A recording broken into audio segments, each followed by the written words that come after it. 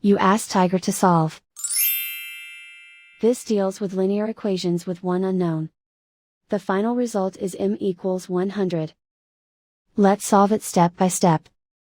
Group all constants on the right side of the equation. Subtract 14 from both sides. Group like terms. Simplify the arithmetic.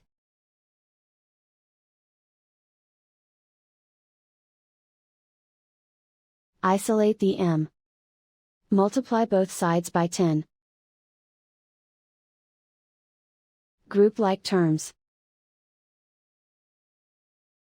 Multiply the coefficients. Simplify the fraction. Simplify the arithmetic.